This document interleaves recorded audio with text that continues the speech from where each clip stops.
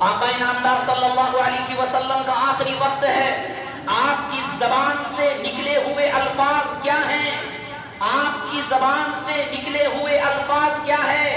فرمایا الصلاۃ الصلاۃ وما ملکت ایمانکم، یہ وہ جملے ہیں جو میرے اور آپ کے آقا سرور کونین تاجدار مدینہ احمد مجتبی محمد عربی صلی اللہ علیہ وسلم کی زبان سے نکلے ہیں۔ کیا مطلب ہے ان کا؟ ان کا مطلب یہ ہے، میرے نبی آخر میں کہہ رہے ہیں، اپنے محبوب کے پاس جانے کے وقت بھی آخری جملہ اپنی امت کے لیے کہہ رہے ہیں۔ کیا کہہ رہے ہیں؟ الصلاۃ الصلاۃ، نمازوں کی پابندی کر لو، نمازوں کو اپنا اوڑھنا بچھونا بنا لو، نمازوں کی پابندی کر لو، غلاموں کے ساتھ اپنے ماتحت لوگوں کے ساتھ نرمی کا معاملہ کرو۔ اگر تم نے نمازوں کی پابندی کر لی، تمہاری دنیا بھی کامیاب، تمہاری آخرت بھی کامیاب۔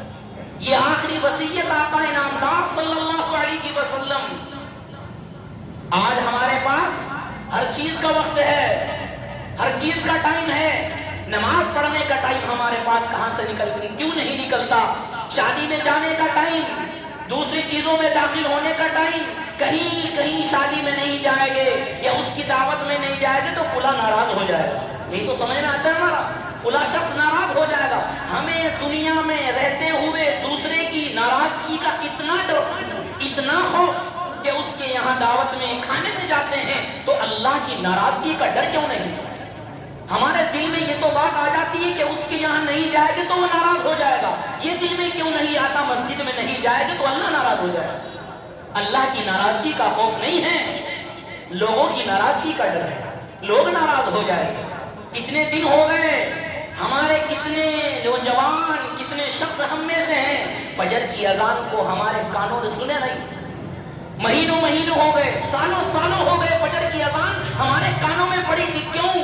اس لیے کہ نیند کا وقت ہے، اس لیے کہ سونے کا وقت ہے۔ ہم نے چھوڑ دیا کہ فجر کی نماز تو ہمارے اوپر فرض ہی نہیں ہے، صرف 4 نمازیں سمجھی ہے۔ اللہ کے رسول صلی اللہ علیہ وسلم نے ایک حدیث میں فرمایا، جس نے فجر کی پابندی کر لی وہ اللہ کی حفاظت میں آ گیا، جس نے فجر کی پابندی کر لی وہ اللہ کی حفاظت میں آ گیا۔ آج کہاں ہے پابندی؟ ایک حدیث میں آیا ہے، جہنمی لوگوں کو ڈالا جا رہا ہے، اللہ کے جہنمی لوگوں کو ڈالا جا رہا ہے۔ دوسرے پوچھتے ہیں آپ کو جہنم میں کیوں ڈالا جا رہا ہے؟ وہ کہتے ہیں لم نک من المصلین، ہم نماز میں سستی کیا کرتے تھے، ہم نماز میں سستی کیا کرتے تھے، ہم نماز میں کاہلی کیا کرتے تھے، اسی وجہ سے اللہ رب العزت نے ہمیں جہنم کا ایندھن بنا دیا۔ ہم میں سے چاہے گا کوئی جہنم کا ایندھن بنے؟ ہم میں سے چاہے گا کوئی جہنم کا ایندھن بنے؟ نہیں، ہمیں دنیا کی کامیابی اور آخرت کی کامیابی اگر چاہتی ہے تو ہمارے لیے ضروری ہے کہ ہم وقت جہاں اور چیزوں کا ہمارے پاس ہے، حکمرانوں کے خلاف آنے کا وقت ہے، نیوز پڑھنے کا ہمارے پاس وقت ہے، موبائل دیکھنے کا ہمارے پاس وقت ہے، شادیوں میں جانے کا ہمارے پاس وقت ہے، بزنس کرنے کا ہمارے پاس وقت ہے، اور سفر کرنے کا ہمارے پاس وقت ہے۔ کیا نمازوں کی پابندی اور نمازوں کا وقت نکالنے کے لیے ہمارا دل نہیں نچڑتا کہ ہم نہیں چاہتے کہ ہم مسلمان نہیں ہیں، کہ ہم مومن نہیں ہیں، کہ ہم مومن نہیں ہیں؟ نمازوں کی پابندی یہ اسلام کا شعار ہے، یہ اسلام کی سربلندی ہے، یہ اسلام کی سربلندی ہے۔ اسلام زندہ ہے تو دین سے زندہ ہے، اسلام زندہ ہے نمازوں سے زندہ ہے، اسلام زندہ ہے، اسلام مومنوں سے اور مسلمانوں سے زندہ ہے۔ اگر آج ہم نمازوں کی پابندی کر لیتے اور 5 وقت نماز پابندی کے ساتھ پڑھتے تو آج ہمارے پاس یہ حالات نہ آتے، آج ہمارے مسلمانوں پر یہ حالات نہ آتے۔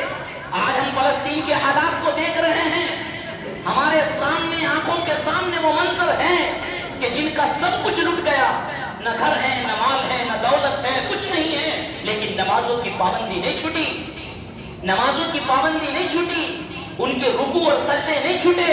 کیا وہ اللہ کے محبوب نہیں؟ کیا وہ مسلمان نہیں؟ کیا ان کو کھانے کی فکر نہیں؟ کیا ان کو پینے کی فکر نہیں؟ کیا ان کے ماں باپ نہیں؟ کیا ان کی اولادیں نہیں ہیں؟ کیا وہ مسلمان نہیں ہیں؟ فلسطین ہمیں کیا پیغام دیتا ہے؟